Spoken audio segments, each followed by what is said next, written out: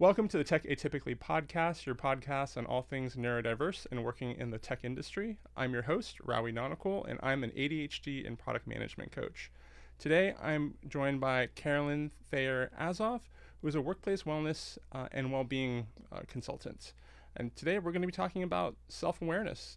Carolyn, welcome to the show. Thank you so much for having me. I'm looking forward to our discussion. So I wanted to talk about self-awareness and self-care, which is something I've been writing about in the newsletter, but I really don't know that much about it. You seem to know a lot more. So tell me more about self-awareness. Let's start there. Yeah, so self-awareness, just to get us all on the same page about what it is our awareness of our thoughts, our feelings, our behaviors, and how they impact us and others. So think about, like, maybe a tagline would be, how we're feeling and why. And self-care are tools and practices that help us, with our well-being so that we can be our best selves. So that can be physical, mental, emotional, spiritual, social, right? So just our ability to be well. And self-awareness and self-care, they're different, but they support each other, right? If our self-care bucket is full, we have more capacity for self-awareness. And self-awareness can, if we are self-aware, we can be more aware of where we might need to lean into our self-care more, right? Where we might be needing more attention to be well and be our best selves. Okay, so in the hierarchy of needs, so like as a person with ADHD, I've heard a lot about being aware of my feelings, aware of my body, mindfulness, all these kind of buzzwords. How do you kind of organize this hierarchy of self-care / self-awareness? Could you kind of... Yeah, I don't know if one is more important than the other, but I think that, I guess in a fundamental way, right? If we are not well, if we are not physically well, mentally, emotionally, then our capacity for emotional awareness, things like emotional awareness, are more limited. So I guess if I was to choose one, self-care is always a really important place to start, so that we can do things like be more self-aware and have the benefits of self-awareness. Okay. Yeah. Thank you. And as someone who has ADHD and most of this audience has ADHD or some neurodiverse form of neurodiversity, how I feel is often something I struggle with, right? It's actually part of the criteria for European diagnosis of ADHD. Okay. It's not part of the criteria yet for the US. I hope that it will be one day. But when someone asks me how I'm feeling, like, if I'm in a bad state, that usually is a very negative response. Yeah. How can someone who has some self-awareness challenges be more self-aware? How do we start building that foundation? Yeah, well, even just this example, right, of somebody asking you how you're feeling, just that awareness that can be really triggering. Like, that is self-awareness in and of itself, right? And so I think, there can be challenges as somebody with ADHD. If you are maybe feeling impulsive or you're distracted, right? That in and of itself can be really heightened. That can be stressful. It can be anxiety provoking. It can be overwhelming. And so that kind of elevated state can make can make it hard to create a pause to be more self-aware, right? There's so some just that kind of inherent stress and frustration can be a challenge to self-awareness. Now, you and I have both been in the tech industry for a bit. Before we kind of get into strategies and more about self-awareness, how have you seen like kind of the challenges of not being self-aware play in working in tech, or are there opportunities for people who work in tech to, if they were to develop this, how could it help their day-to-day life? Yeah, I think maybe just also acknowledging that being in tech and being in tech environments poses challenges for self-awareness, right? So maybe we'll start there and then talk about how improved self-awareness could help in those situations. So, I mean, an example is tech companies can tend to be just highly collaborative, right? And so you're being pulled in a lot of different directions. That can make it difficult to, again, create, and we'll talk about some of the tools, but create that pause for self-awareness. I think things like, changing priorities, right? Shifting priorities, cultures that are cultures of feedback, right? That's a big thing, but that can be, it can feel a little disarming, a little overwhelming, if it can maybe spark some self-criticism, right? And so self-awareness can help. Let's just take the feedback example, right? Mm-hmm. If I am self-aware with my emotions through my body awareness, maybe I can use things like, and we'll talk about this a little bit more, but just by naming my emotions with increased specificity, if I am receiving feedback and I start to feel something creeping up, if I am more self-aware, I can create the space to acknowledge and understand how I'm feeling, which also then unlocks the door to being more regulated in that moment. So maybe instead of feeling overwhelmed, or kind of maybe getting into a pattern of self-criticism, for example, with feedback, I can instead engage in the feedback in a more growth-oriented way, right? In a way that might be more in alignment with my, my values and what I actually want that outcome to be. Okay, that's great, and I resonate a lot with what you say, because not just the constant change and culture of feedback, but the kind of growth at all costs kind of mentality, like at a more macro structure, where you're always trying to keep going, but even if something like a strategy might not feel right to you, if the larger organization wants to do it, like how do you process that, right? Like we've all done things that we maybe didn't align to, and sometimes we were wrong, sometimes we were right, but to be emotionally regulated through that process is really important, versus, let's say, doing something really negative, just like shutting down. It's like, oh, like I didn't get my way, I'm not going to listen to you, or I'm going to go to battle with you because of this thing, right? Yeah, I think that self-awareness is just to reiterate, is that first step to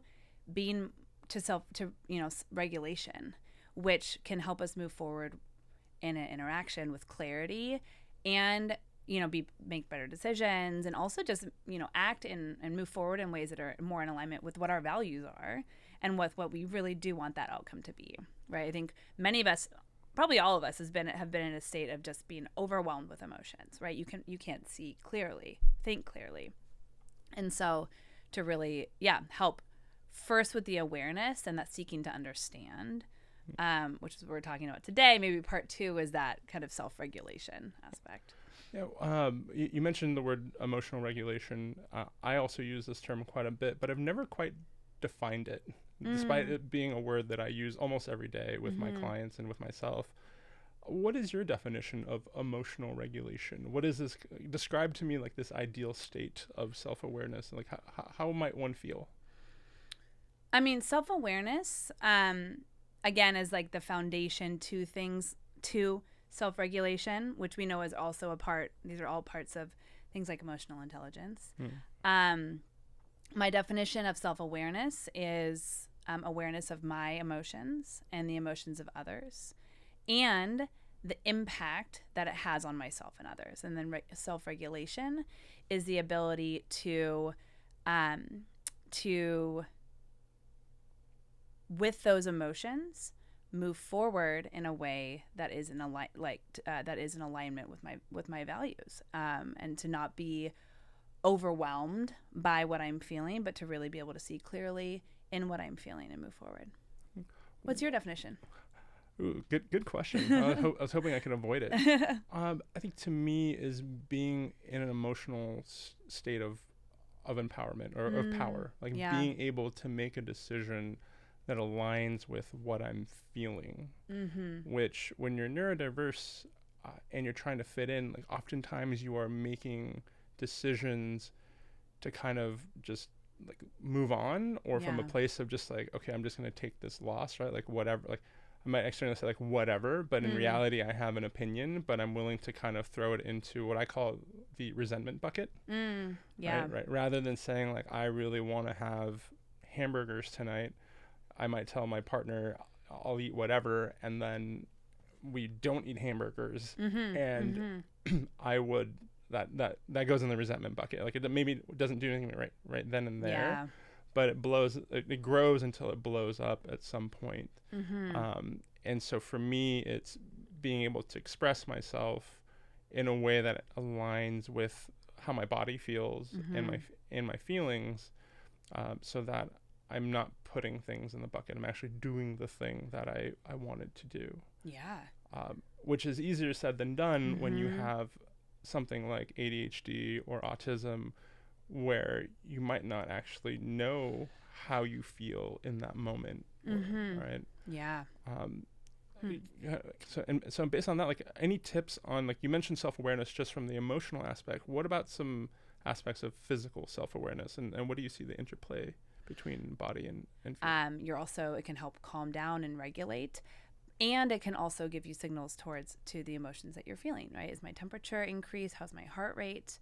And to help to use that as a signal as we begin to name our emotions with increased levels of specificity, which is a really great tool to building self-awareness as well.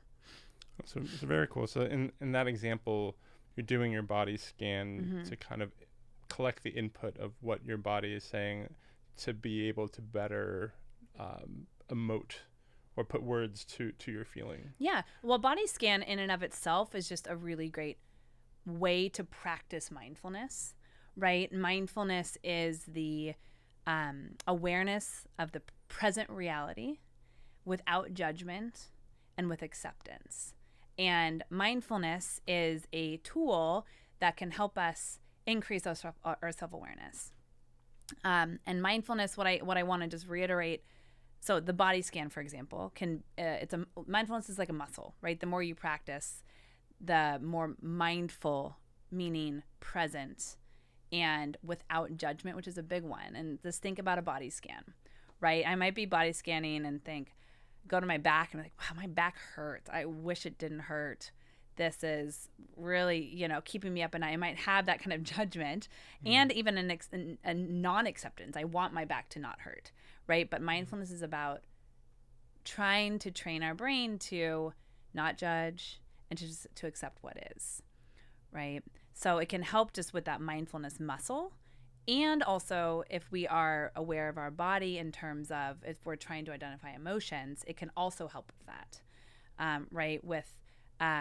If I'm feeling a lot, if I'm feeling some feelings, helping to use our body as signals, like I said, maybe through our heart rate, our temperature, to help us identify our emotions and be more self-aware.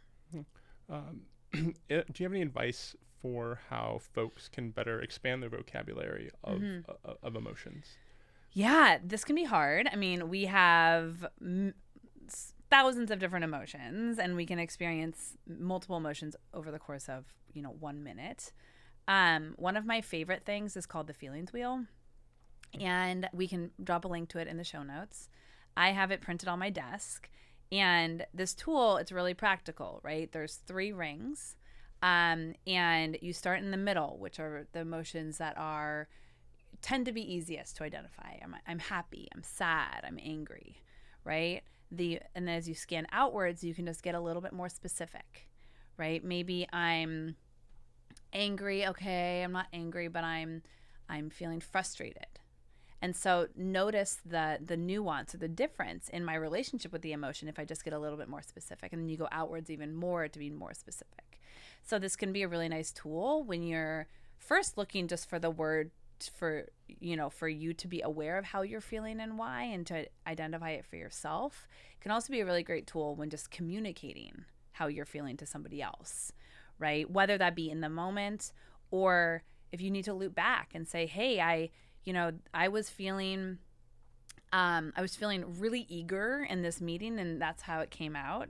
and to kind of, loop back and make sure that the interaction, whether it be in the moment or the next day, is, again, like you said, in alignment with how you actually feel and how you want to move forward. Very cool. Yeah. Which is often a secondary emotion, or is defined by Brene Brown of, like, angry is the kind of offset of something else. Like you're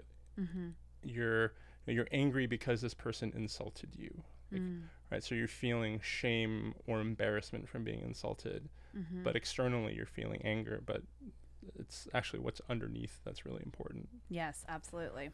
I kind of want to start transitioning into some strategies and kind of like common things we might see in the tech industry. We touched on one, but as someone who's neurodiverse, trying to understand, like, not just developing your own emotional self-awareness, like your own EQ, but also what are some traps that people might get into, like predicting others, right?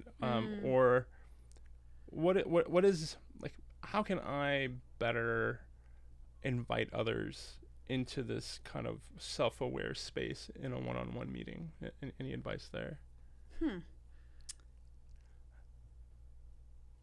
Can you explain what you mean by inviting others into a self-aware space? Yeah. So this is something I learned from ADHD. Yeah. And I apologize for the leading question. The power of an invitation. So, for example, when I meet new clients, I usually say, my name is Rowie. It's pronounced like Maui with an R. And I use the pronouns he, him. How may I address you? That is an invitation for someone to explain their name, but also their pronoun, their identity, right? And I think a common misconception is like, oh, like you gotta go around like, oh, I don't know these pronouns, like, so I'm not gonna use them. It's like, well, an easy way about this is to say yours, right? And now you're creating an invitation for that, and you're also saying it's safe, to say that what your pronouns are, whatever that may be. So I'm thinking, like, is there a way for me to invite another person? Let's say I'm on the other side. I am emotionally self-aware. I notice this person isn't.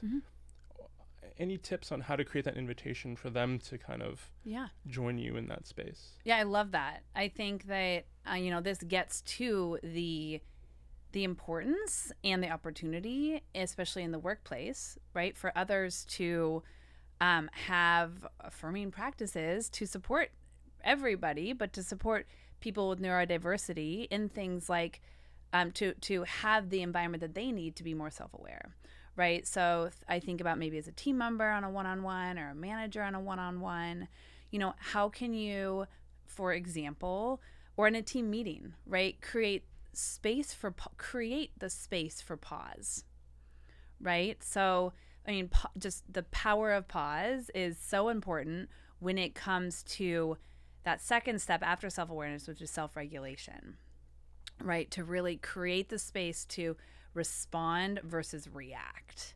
And that can be difficult, especially if you might be triggered with emotions, and you might be feeling overwhelmed with emotions. And so, there might be an opportunity to invite somebody in to say, would now be a good time for us to maybe take a break and then come back to this? Or as a team, maybe let's take a moment to write down how we're feeling about this situation, right? And maybe opportunities to move forward, right? So to invite everybody in to create the space to respond versus react. I think another way might just be through modeling, right? And by showing, hey, if, let's say we're in a one-on-one and we're debriefing a client meeting, for example, to say, hey, I was feeling I was feeling really frustrated in this moment. How were you feeling? So to kind of model that awareness and then invite them in. And if you notice that it might be difficult, I'll give them the invitation to loop back. Think about it. We can loop back on this tomorrow. So to also take some of that pressure off, which can be can be stressful and kind of not have the intended outcome. That's great. And what I liked in those examples a lot is like you're kind of leading by example in all of them, right? You're stating like what I feel or what I need, and creating that invitation for someone else. And so I think that's kind of gets to my question earlier of how can I get someone else to do that? And it seems like the answer is, well, I create that space of like you said, like I am feeling this. What are you feeling? Yeah. And then also being receptive to whatever it is. So I think oftentimes when we ask how people are feeling, it's not genuine in a way that you're often expecting an expected answer. Yep. Right. And when an unexpected answer comes up, there's usually a negative reaction, right? Like, oh, like I thought that thing went great, and then someone else is saying like I thought that was terrible. Yeah. Right. And being able to have that sometimes hard conversation of where the disconnect was, and also establishing, again, through example of that, when I ask this question, it's not a leading question. Yes. Where I think a lot of leaders ask, I want open feedback, I want this and that, but unless it's very explicitly shown through many examples, most team members won't feel safe. Yes. And this gets to, something that I talk to company leaders and managers a lot about, which is psychological safety, right? Which is our ability to be ourselves, to take risks, right? Sometimes saying how we're seeing how something, what we're feeling can feel risky, but to be able to do that in a way that we are not fearful of the consequences. And to your point, I mean, actions speak louder than words, right? So the importance of some training so that managers have the tools and team members have the tools to be able to cultivate psychological safety through positive affirming interactions, to create that safe environment. Awesome. So we don't have much time left, so I want to kind of switch back to the individual here, in our audience. What are some strategies to, one, create the space to be more mindful, but also start practicing some of these self-awareness techniques? Yeah, totally. So I think just, a big thing is to break it up into small pieces. Mindfulness, we were talking about this before, but mindfulness is kind of this word that's thrown out. Also, remember, mindfulness is just a tool to build self-awareness. And so I think that, breaking things into smaller chunks, whether that be, putting 5 minutes on your calendar every morning to journal, or at the end of the day to journal, at the end of the workday. Whether that be just be journaling about a situation and what emotions came up. That can be gratitude journaling, and just the positive, shifting towards a positive mindset. Right, break it into small steps and had an immediate visceral reaction. Okay. I want to throw out there, I want to add in a layer of Please do. I'm learning here too. Yeah. In that, for me, this is the strategy part, right? But we kind of have to get underneath the emotion of the self-regulation. So the way that I've approached this in the past, when someone says like, oh, break into smaller chunks, it's like, yes, that is the strategy, but I need to be in touch with my feelings to know if that's the right strategy. Yeah. And the self-awareness usually goes to the should. We often listen too much to the should, right? So I'm listening to you. It's like, oh, there's this expert, and she says I should break things into small chunks. I should journal. I should all these things. But the real question I think we should be asking ourselves is, well, what do I need, right? In the case of journaling, I do journal. I have a weekly newsletter that's part of my journaling. I also have an audio journal that I keep for myself. Yep. And those two mediums allow me to do this task in different ways based off of whether or not I have the space. It's much easier for me to journal in my blog than it is for me to do an audio journal. Because an audio journal requires me to have a quiet space. And it's very hard when you live with a mother-in-law, a 6-year-old, and a spouse that works from home. I'm with you. Right? So if you're listening out there, it's, yes, like breaking things down is smaller helps. but what is the space, right? Like, what are the requirements that you have that you want to do this? And also, even with journaling, is that an everyday thing? Do you need to do that every day? I do not. Some people do. Yep. So it's not just testing out some of these strategies, but also having the self-awareness to know which strategies work for you and in when and in what situation. Yeah, I love that. Hands, like, make it work for you. But again, with the goal be to kind of bring that awareness to your present reality, your thoughts, your feelings, your behaviors. We talked about journaling. We talked about the feelings wheel. And then also, I think an important one is, if you feel safe, seek out feedback from other people, and all kind of wrapped around with self-compassion. But that feedback can help with that self-awareness, right? Are my behaviors aligned with how I'm with my feelings and my intentions? Do you have a favorite feedback question you've used, either in your personal life or professional life?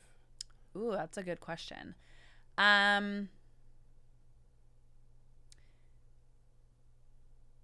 think that, well, there's a few things that I like to use in conversation that just help me get more curious about what somebody else is saying. Like, I like to say, well, tell me more about that. Or how did that make you feel? I think if I was to ask feedback about how I showed up in a certain situation, to see if, to help with my self-awareness, I would ask something like, in this situation, my intention was X. Did that come across clearly to you? And if not, how would that have looked different? I use that phrasing as well, as a strategy for folks who are talking and they get verbose and they panic and go into word salad. Yep. It's a recovery strategy where to say, oh, my intention was X, and that allows you kind of restate and then also get everyone on board. Yeah. Especially when you have neurodiverse, you might be throwing out a lot of very pertinent details that make sense to you, but they might not know because the intention isn't clear. Yeah. Right. It's really I love the at the beginning to bring it back. You use the word empower. That's a really empowering tool to have, right? Of course, it would be with a trusted person, but to be able to loop back, immediately in the moment or the next day with that clarity of your intentions, that awareness and the opportunity to, grow and kind of remedy if needed that situation and future ones as well.